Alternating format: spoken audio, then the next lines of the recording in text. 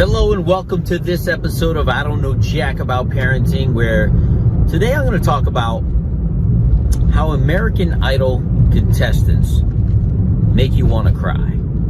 So the big question is this: how are parents like us, who don't have a manual, who are doing the best we can, who feel as though we aren't enough, how are we going to raise healthy, happy children who we are proud of and still keep our sanity in that process? That's the question, and this podcast will give you the answers. My name is Ryan Roy, and welcome to I Don't Know Jack About Parenting, a podcast for parents who are being real with themselves. Hello and welcome back to this episode of I Don't Know Jack About Parenting, where today I'm going to be talking about how American Idol contestants make me want to cry. See, as a parent, when I watch this show, and I'll tell you, every year it sucks me in.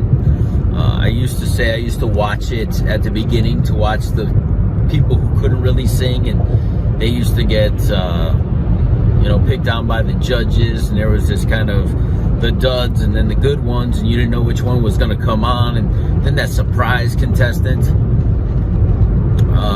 that didn't look the part, didn't look like an American Idol, but could belt out a song like you wouldn't believe, or the one that looked like the American Idol and couldn't sing for anything, so the new season's begun, and it just so happens to fall on the day that my older started his second season of baseball. So I'm going to cover two little stories in this, or probably a few stories, but the power of someone's story is what gets American Idol. Where these people come from, what their background is, that they're in some small town in Wichita, Kansas, or they're from another country and came from practically nothing and enjoy some type of popular music here in the United States, and they could almost mimic that as if you're listening to the original artist. They have such amazing voices, and the story of how these young people have found their talent is amazing. So as I listen to the stories, I'm not even going to joke. I sit there and I end up crying at all of these touching stories. And here's the reason. Because if you're a parent, listen to me. If you're a parent, I imagine if you're listening to this podcast, you're a parent. I start envisioning my young children at a point in their life where they're really coming into their own, and they're really finding their passion, and they're really developing, whether they're an athlete or they're into music or they're an artist. They're starting to find themselves as a person. So to watch some of these children at times, 15, 16 years old, have this amazing talent that they obviously discovered somehow, and they actually love doing this stuff, it just brings me joy to watch young people get an opportunity to exercise those skills. And I just get emotional about it. And I think I'm just a big wuss because I'm a dad, I'm a parent, and I picture my own boys finding their passion in life and their love and potentially their purpose.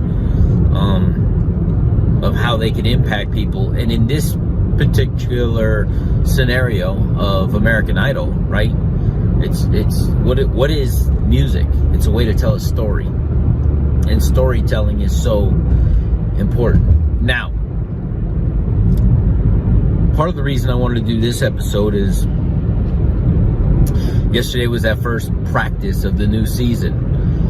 And we show up to the field, and for whatever reason, our field changed, and it's the new coach, so I don't even know what he looks like.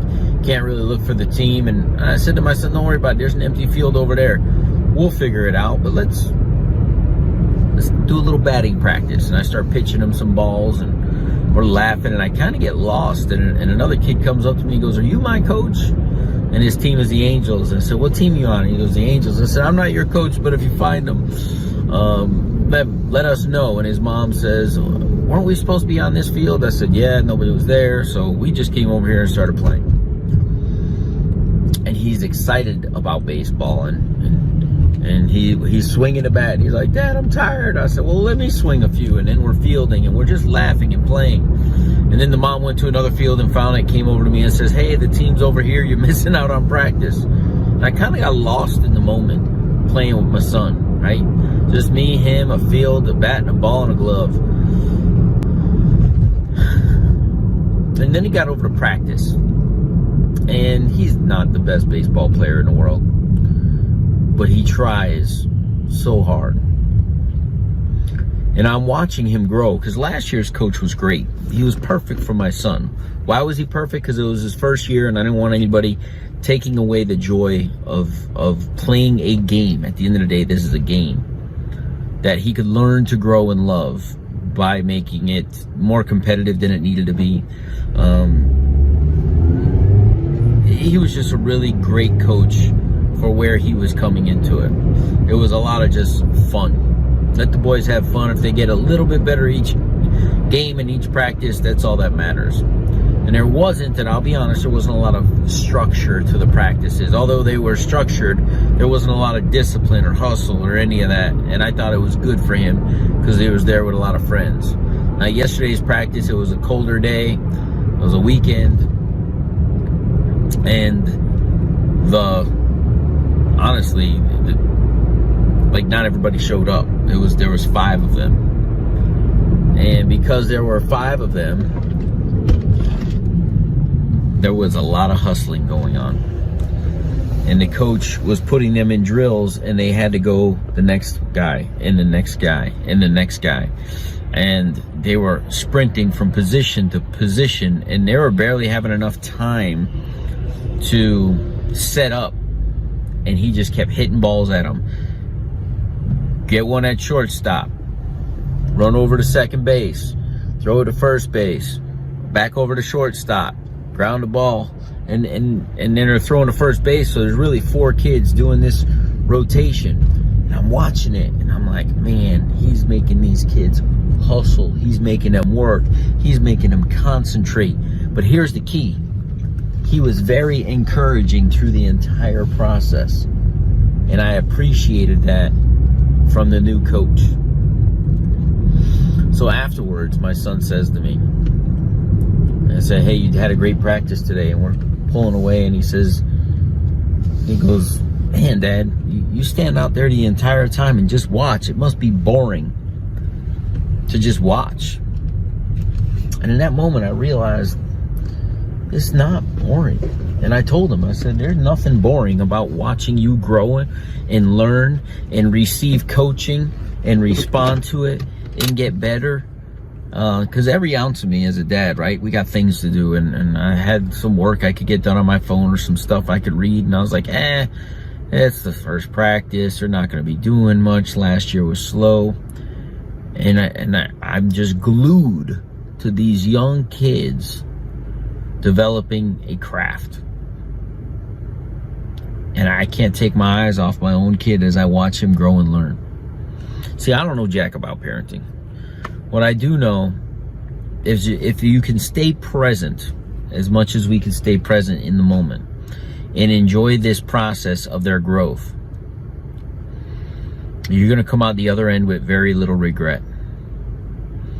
And I find myself, no matter how many distractions I have in the world, that I am glued to him when he's in his learning process, whether he's showing me a video game and I'm listening to the way his little mind works, or if he's out on a baseball field, or if he's in the Cub Scouts and they're doing some type of activity like building the Pinewood Derby car.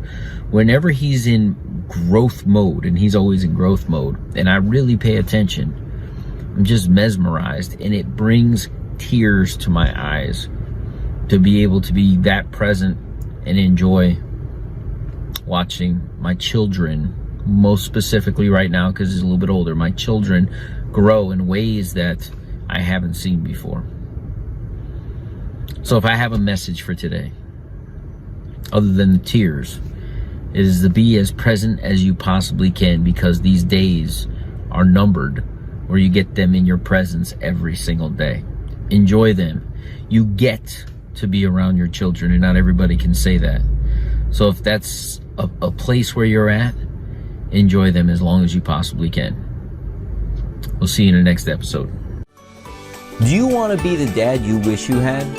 If so, go get my free book, Be the Dad You Wish You Had, at BeTheDadYouWishYouHad.com. Inside, you'll find my most effective 40 tips to quickly and easily transform yourself into the ideal dad.